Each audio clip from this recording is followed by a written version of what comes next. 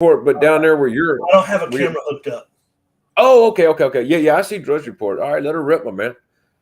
All right. Let me tweet about it. Let's see. Saturday Night Conversation. D-Live. Are you going to go over what Elon said tonight, or? I'm just going to be on for a few minutes, man. Okay. Yeah, we'll just talk about what we're going to start doing. It'd be kind of cool. Okay, tonight, or? I'm just going to be on for a few minutes, man. Okay. Yeah, we'll just talk about what we're going to start doing. I need to turn this off because there's a lag. No. That's yeah. You can't have D-Live open or it'll lag. Oh well, if we turn our volume on Leo, okay. If we turn our D-Live volume down, mute it. Oh, I had mine. That's what you got to probably. That's what I have to do anyway when I'm doing my little show thing. I have to turn my volume off of my website. Yeah, I know. So that kind of helps me out. You're still on it, though. There we are. Yeah, remember I told you I was going to tweet it real quick? That's what I was doing, was tweeting it. Oh, okay. Let me retweet it.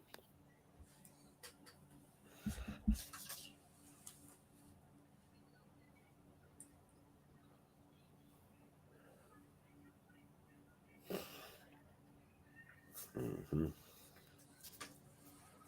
Yeah, I'll get the camera set up next and figure that part out. Let's see, all these different ways I can do this.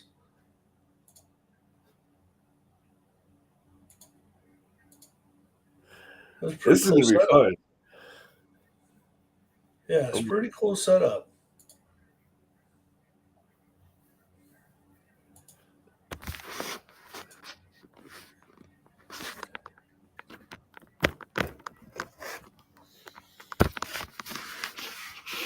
Did you just learn about this website? This is how I've streamed, like all my streams. I've used this website. I used to subscribe to it, where it's got a pretty cool little interface. You used to have to use an external program. I think it was OSB. There's a lot to it. Once you figured out it worked good, but then they made it where it's embedded in the Chrome browser. So like you go to the web page and it handles everything for you. But there's some setup. You have to enter the keys for D-Live and Yahoo and or not Yahoo, but YouTube. You have to all that stuff. But once you get it set up, it's all good. So but what's nice is I can invite people to be part of the stream. It's really easy. So that's what I like. Yeah. So this is pretty interesting here, right? Drudge Report saying crypto teeters the near abyss. Let's check that out. Yeah, bring it down. So Bloomberg is reporting this, right? And they're saying crypto stocks teeter near abyss as Fink's warning adds to angst. Now, analysts and investors are struggling to call a bottom in crypto. It's tough. What is the bottom? What's the event that turns this around? That's kind of like where we're at right now. Let's see. In the wake of a brutal month, it ended with the head of BlackRock saying most digital asset firms won't survive. Pretty interesting. We've been saying that for years. But go ahead.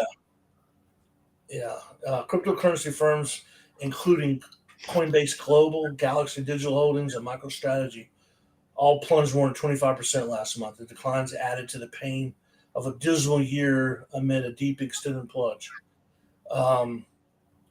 $52 billion of shareholder value disappeared in 2022. And so, they've called this entire year the crypto winter, right?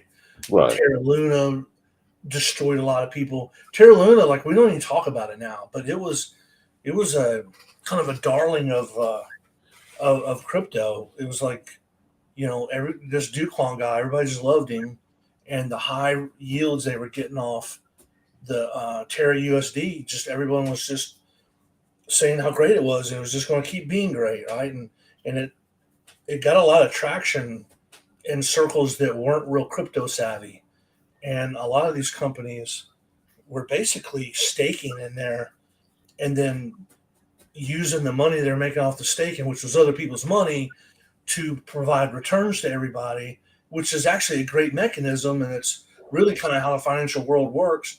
And it's all great until it all falls apart. That's exactly what they basically did. What you had a plan a while Yeah, back. no, I thought I've talked about that. That Right. if I'm getting 30%, then I can offer people 15%, which is an excellent return, right? And I'm just using other people's money, and then that means I'm making 15% myself. Well, that's what the business model of all these crypto firms was, evidently, right? Right. So interesting that we called this a crypto winter, right? And we had a lot of events happen, but then FTX, and that's what this article's talking about. They're saying the high profile collapse of Sam Bankman in early November sent Bitcoin tumbling. And then BlackRock chief executive Larry Fink said this week he expects most crypto companies will fold after FTX's demise. And Charles Schwab index tracking crypto linked stocks is coming off its worst month since June and is down 63%. So Schwab's got a crypto mutual fund that it's down 63% and had a terrible month. And that was on top of a year with it's a crypto winter.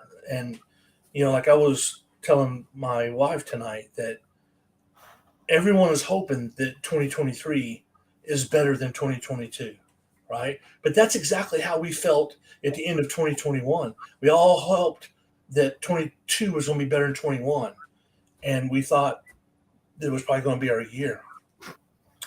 And look, it's one of the worst ever. And so the prevailing thought is that there's going to be a bull run again, right?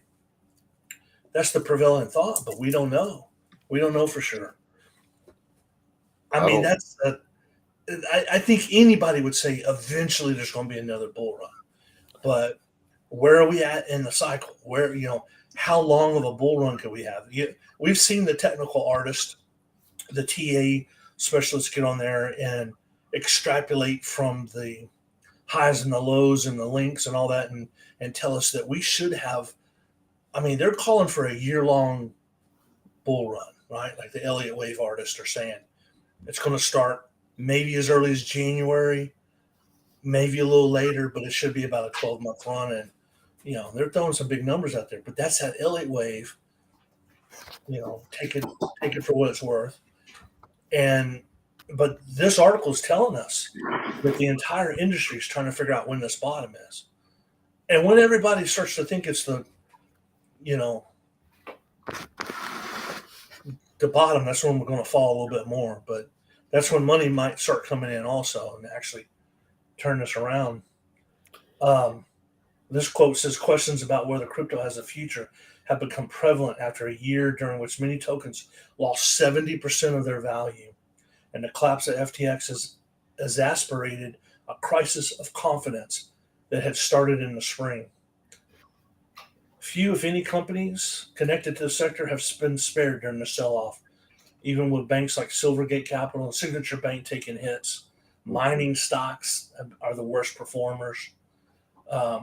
FTX's sudden downfall sparked fears of contagion across the industry. And that's where we're sitting right now, right? We're sitting at that point where there are fears across the industry because we don't know what the exposure is. FTX was a darling place and people were, putting their assets on there. And we learned that people were buying Bitcoin on there, thought they had Bitcoin. When they pulled up their chart, their account, it said they had Bitcoin, but they didn't really have Bitcoin because they took that money and did something else with it, right?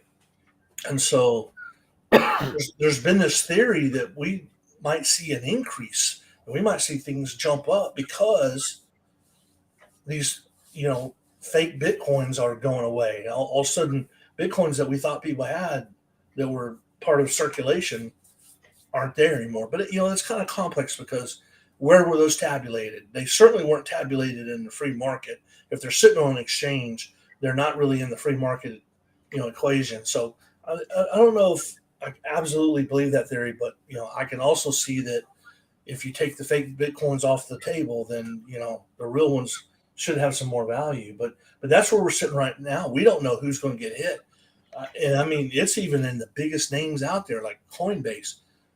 We don't know what Coinbase's exposure to this was. You got Grayscale's another name that pops up. Yeah, and that could be it. It reminds me of the .com pop when all these companies had .com at the end of it, and everybody was buying them like they were. Reminds me of altcoins. Yeah, and through all that, they all got washed out. You saw heavy hitters like AOL turn to just what they are now, and the emergence of a Google. You see Amazon that was there at the beginning, but they sold books. They changed. I have a feeling that with I like what you said a second ago about the fake. People think with FTX out of the way, showing they have fake. Where's the money? They had fake. So that's washing out. So many Bitcoins are leaving to go to cold storage. There's not going to be that much Bitcoin around the trade. But that factor's been here for a while. Like all these Bitcoins that aren't really being actively traded, sitting in cold wallets, sitting on exchanges, and that hasn't necessarily played out as a way to lift Bitcoin up because. Gotcha. All these events have just drug it down all year long, and it's fear right now. And you brought up Luna a minute ago. Do you remember how many billions that was that came off the table? No. I thought it was like around 40, maybe, if I remember correctly, but I knew it was a astonishing amount.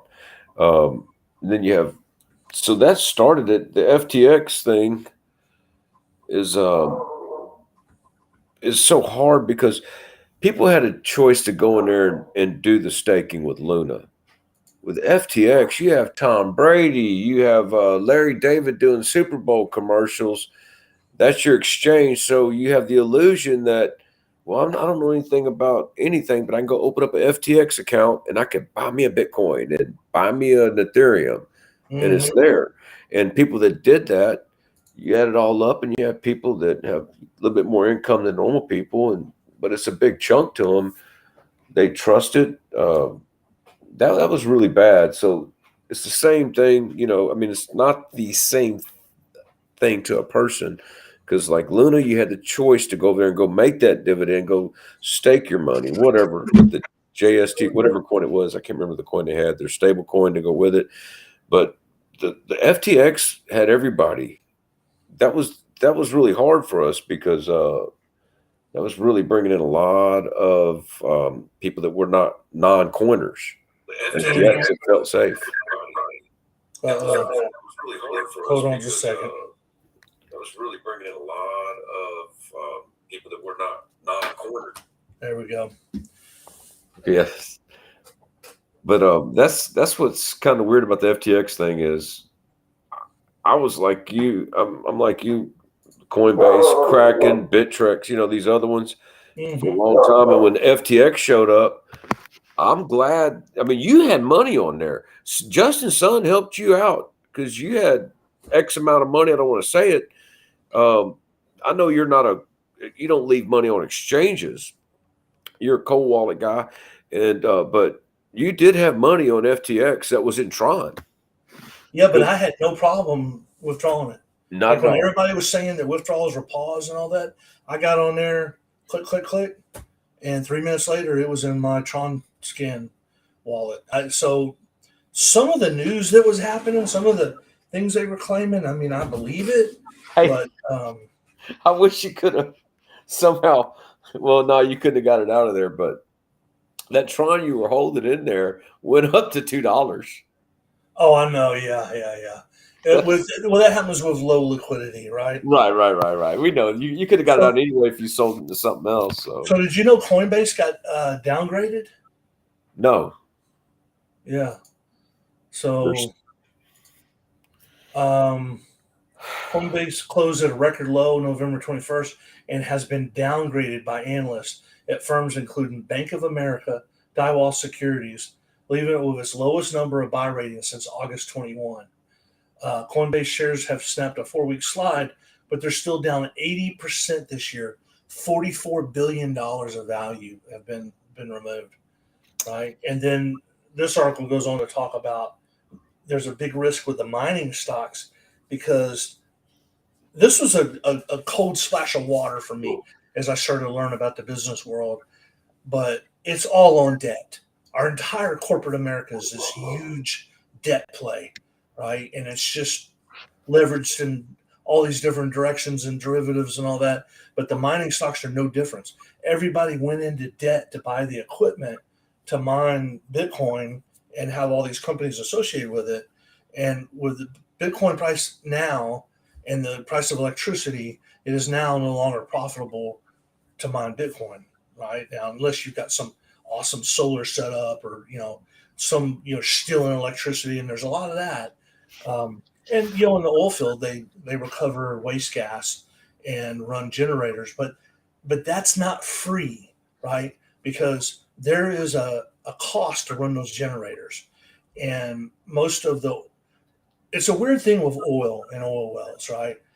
The oil wells are almost universally located in places where you don't want to live. Alaska, North Dakota, Montana, Wyoming. And I know there's a lot of people that live in those states, but let's face it, nobody wants to be in minus 40 degrees and no. all that stuff. I've been to those places. I love that area. I love Montana, North Dakota. Beautiful scenery, great people. But it's not always the best place to live because of the weather. And so when you put these generators out there, and they're literally turbines, they're natural gas turbines. They separate the gas as it comes out of the oil well, and they fire the turbine, and it generates power, which actually powers that well site. But they've also started putting these Bitcoin mining rigs up because, to tell you the truth, if you drive through any oil field at night, it is lit up with this beautiful fires everywhere from the flares, and that's wasted gas because we can't put it into pipelines because the pipeline pressure is too high because we don't have enough pipelines and we don't have enough gathering stations to process all the natural gas. So we ended up just burning it. So a lot of producers have started mining Bitcoin, and it helps because essentially the power's free. But I told this big long story to let you know that the generators, they're not free, right? Like you generally have to rent them, or if you buy them, then you have to have staff that knows how to work on gas turbines and knows how to troubleshoot them and get them started when things freeze up. And what happens is the gas that's coming out of the oil well is not exactly dry. See, the gas we get at our house, by the time it gets to our house, it's nice and dry and it's got mercaptan added to it. So it's an odorant, you smell it. At the oil well, it's odorless. There's no mercaptan smell. And it's often got entrained with these non there's a technical term like an NGL. They just won't go into gaseous form. They're just always liquid. Well, a lot of times those freeze, and sometimes there's water entrained also, and that freezes. And on a minus 40 night in North Dakota in the middle of the night, and the turbine's running, and all of a sudden a slug of water comes through, it's disastrous, right? And so there's maintenance costs. And if you don't own it and you rent it, which is the best thing to do, because if you rent it and it shuts down, you can just simply call the service and say, hey, I need you to come out here and troubleshoot this or repair it. But that cost, and I mean, it cost, when you start to break it down, like where you might pay right now 14 cents per kilowatt hour in, let's say, Houston, Texas. Actually, it's creeping up much higher than that. By the time you figure all the expenses, you're paying about half that in generator costs. So even when the electricity is free, it's not free, is what I'm saying. And now we got to a point where the miners can't make the money because the costs are higher than, and so you know what that means. I mean, if you're mining Bitcoin right now, you might as well take a few $100s every day and just throw it out the window and not mine anything, because that's what you're doing. If you're expending more to mine a Bitcoin than what you're getting from the Bitcoin, well, you might as well just not run anything and just throw money out the window, or more logically, don't run anything and not throw money out the window. But what if you've got debt? What if you and I went into business and we bought a bunch of Bitcoin mining rigs, and we had to go to the bank to get a loan, and it was working, it was fine. We were up, we're running, we're mining Bitcoin, we're selling the Bitcoin for spot price as we mine it, and we take some of that money and we pay the debt down, we pay our salaries, and then we take a little bit of profit and put wherever. Well, now they're not in the profit, they're not making anything, Right. And they still got that debt payment. Right? That's a hard pill to swallow. You know what makes that tough? Time. Day 1, that's stressful enough. Day 30, you start to pucker. Right. Day 90, there's people looking for you, man. You got to pay them bills, you know. And so there's some tough and that's what's causing all this fear and uncertainty right now. Is like, you know, is this the end? You know, that's what the media is making us think here, right? But it says here that most crypto firms will die off following an FTX implosion because these firms had 24. To be sure, Fink had $24 million in FTX. Who was that again? Fink. Okay. I guess it's some investment firm out there. Some money managers see an opportunity in beating down stocks. Some people, you know, even Justin Sun's looking at FTX assets, right, and seeing whether they're going to buy them or not. But it's in bankruptcy court, so that complicates everything. It definitely slows it down. But that's pretty interesting. You know, that shows that this debt crisis is a lot bigger and a lot badder than maybe what some people think. You know, and so it comes down to anybody that's got exposure to FTX is hurting right now. They're just hurting. Okay. I'm glad that Shell, I saw Shell Oil was getting into mining. It's nice to see things like that going on, like companies like that getting into it. But think about a miner. I know they opened up during the bull market in Texas. They opened up a miner somewhere about Rockport, Texas. I think not Rockport. Maybe it was Rockport. I think so. But somewhere in Texas, it is Rockport. A $2 billion mining farm. So yeah, but that wasn't out of their pocket. No, a bank financed that. Yes, and that was during when I don't know, on the way up at the beginning of the bull run. Hey, $25,000 Bitcoin and everybody's making money, man. It's all good.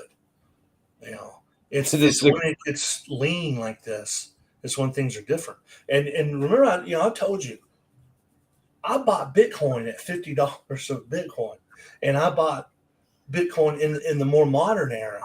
I bought Bitcoin at $300 a Bitcoin, and kept buying it.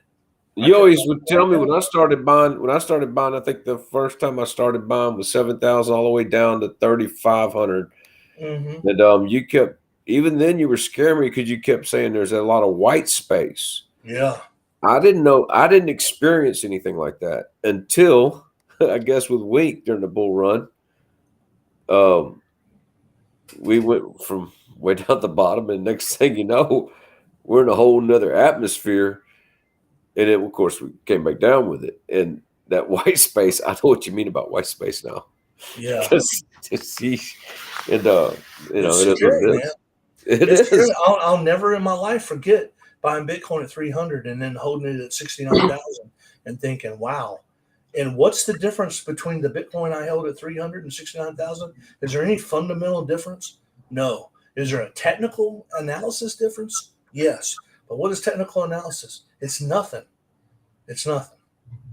You know, It's to me, it's the way I look at technical analysis and the people just okay. There's things in there that I like to look at, like volume. I mean, like just simple things like volume and like there's bar pressure and so. But other than that, it's just a tip sheet at the track. If you go to the horse track before it starts, you can get your program. Oh, there's a tip sheet where somebody did some picks, did all the homework. That's all it is. Because this is it's just it doesn't have the answer. It's just kind of showing you where it was. It's history. It's showing you where it's at, and I mean, it's not. I used to think that it was the end all. These guys on Twitter, like Moon, Carl the Moon with the charts, and I'm just getting locked into it. It's like these guys don't know. When you mentioned earlier the Elliott wave, that's another one that it could go up or it could go down. Basically, that's the way I look at TNA, and that's the same thing with Elliott them. Wave is a big game of zoom out or zoom in. If you don't like the story, change your perspective and say you're on a different timeline. And I like that. that's the only thing. Hey, I'm getting ready to have to bring this soon to the end, but Okay. look at this. Nuclear submarine buzzed by underwater object traveling faster than the speed of sound. Okay. See, this is what I'm talking about. You sure you have to go? You really sure you have to go? So this happened in the 90s, right? And they're just telling us about it. What are they telling us now? But you know what's very interesting about speed of sound underwater? No. When, as you know, my career has been in the automation business, right? And when I got into automation in the late 80s, I'm really showing my age there. A lot of automation was controlled by pneumatic pressure, right? And we moved to electrical instrumentation, which then moved to digital, right? And the difference between electrical instrumentation and pneumatic is electrical signals travel at the speed of light, and pneumatic signals travel at the speed of sound, right? Okay. But to tell you the truth, the speed of sound is pretty quick, right? Like what is it, like 500 miles an hour or something? I actually forget. I need to Google that, but it's pretty quick, right? But so if you take a balloon and you blow it up and it was big enough, and you pressed on one side, there'd be a lag that travels at the speed of sound on the other side, right? And we actually did that. Like we have diaphragms and bellows, and those you press the diaphragm on one end, and a half a mile away, you'd feel a response, and that's how we open and close valves, right? Like we make this little adjustment, and it will cause a flapper nozzle to change the pressure in the bellows, and it would send it down the circuit. And at the valve, there'd be a sensing mechanism that would precisely detect that signal. And it was 3 to 15 psi, right? About the pressure of a bicycle tire, and that would cause a valve to open and close. And so you could rapidly open and close a valve, but you were lagging at the speed of sound. Right. When we went to electrical instrumentation and digital instrumentation, we then started traveling at the speed of light. Right. But I'm telling you, the difference between speed of light, speed of sound, as far as you and I are concerned, it's hard to realize it,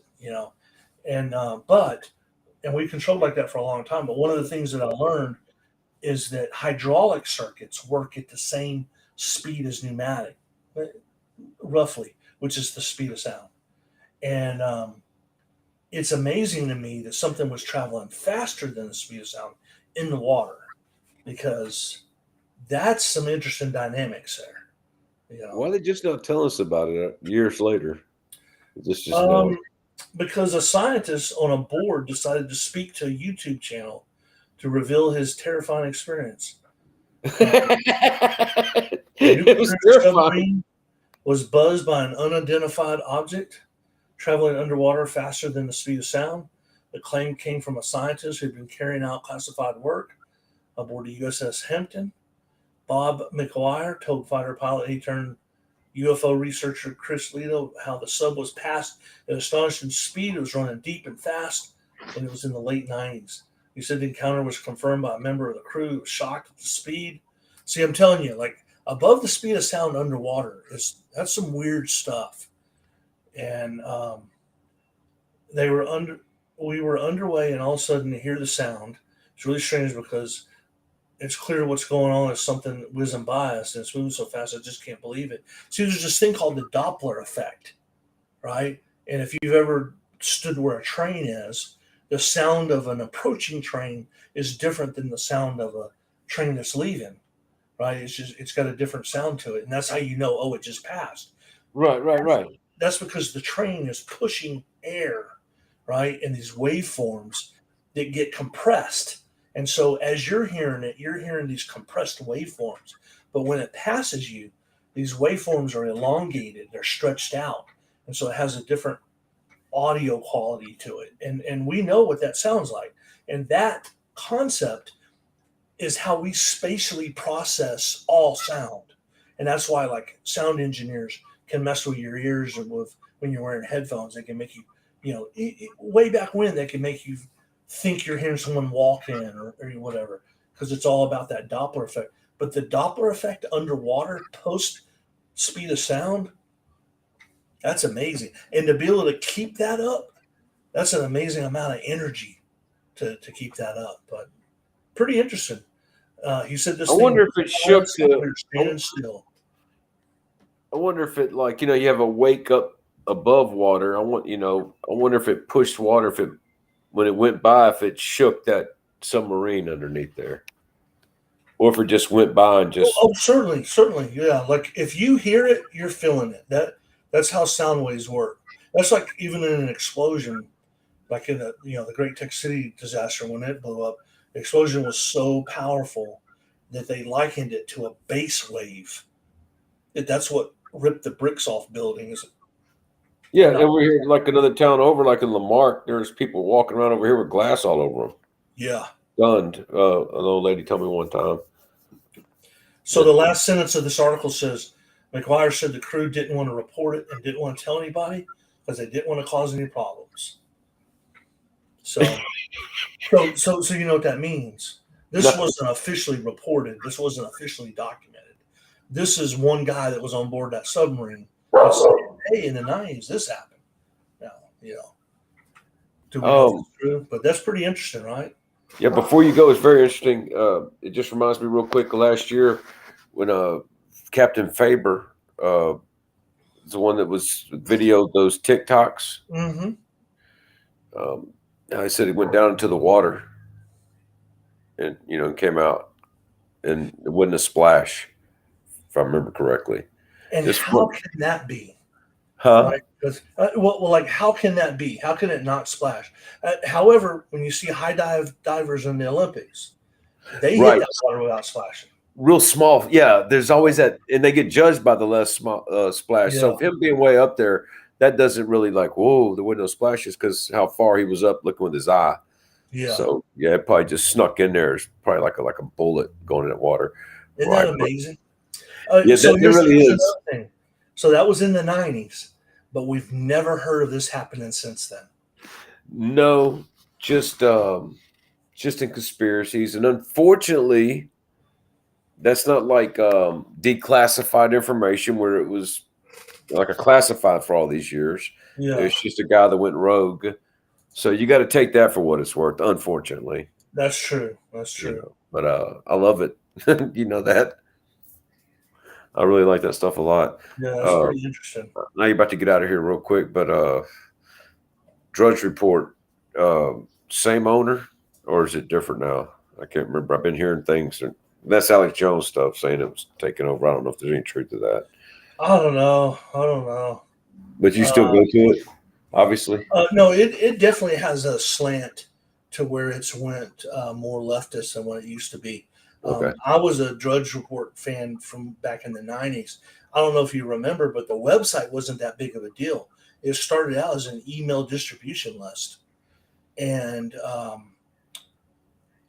I started getting Drudge Report email alerts, and at work in the 90s we had email, but it was there wasn't a whole lot of widespread email usage, corporate to corporate like there is now.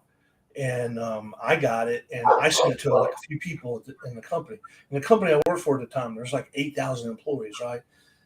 Well, every day I would have more requests in my box. Hey, can you add me to the distribution list? Right? Because somebody I would send it to would send it to somebody.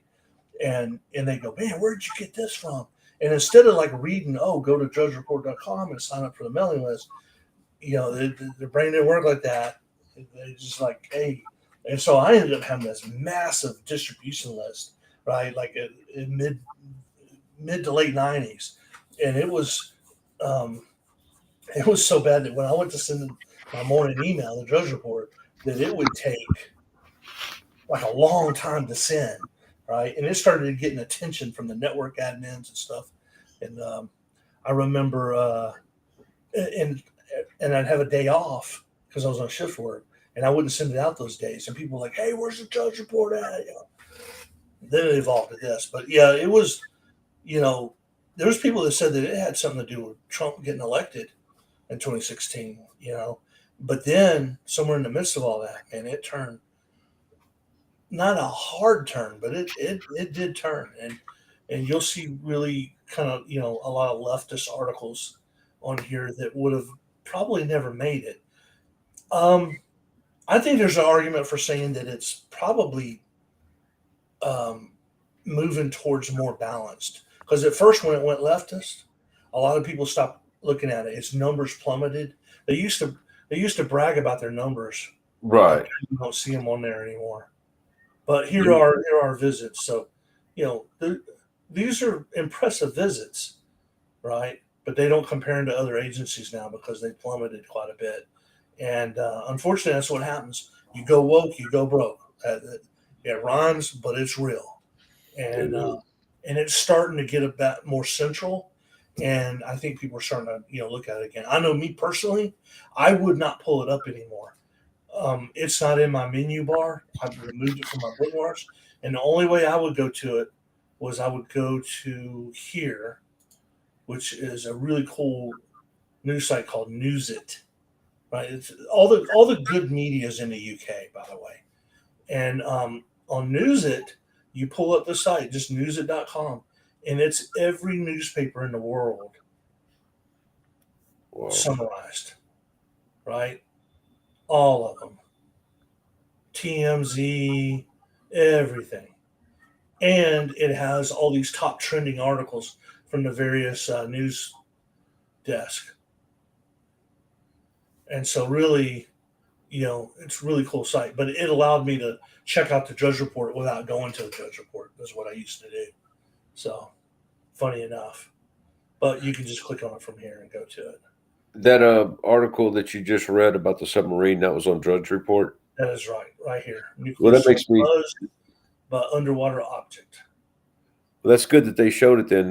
They probably did a little bit of research on it to make sure that it had some legs to it. I'm sure they knew the scientist was on the boat. Maybe. I don't know how curated the Drudge Report is when it's non-politics. But they tend to, if you're going to find U.S. UFO stories in mainstream media, you're going to see it on Drudge Report. I've noticed that because it gets clicks. Right. I like it. I have to start looking at it again then. Yeah. Well, this is going to be pretty cool. This is what we need. This is how we're going to get together, I guess, on maybe Sunday night or something, or not this Sunday if we don't, but whenever. We could just pop in anytime, but time permitted. But this is really cool. So to invite somebody, well, we'll talk about this off air. You should set up an account here on Restream. It's free to have the 2Stream account, and your buddy Phil will be able to walk you through the keys and all that. But that way, when you go live, you can go live on YouTube or Facebook, DLive. Yeah, I would just do DLive first. Yeah. For a while, and then later on, just start putting it on YouTube once we get a little rhythm going. But yeah, you can go to 2 for free, but then you have to start paying. I paid for a whole year and I was on all of them, but it was just the only. Now I don't get many viewers, right? But a few years back, I used to get a lot of viewers, so it was cool. But yeah, this is fun. This is good. All right. We were under 40 minutes. Yeah, I didn't even mean to do that. I'm gonna be No, I just looked up there and saw that. yeah, I'm gonna be in trouble. All right. Well, look, I'll talk to you later on. All right. See you later. Everybody have a good evening. Goodbye.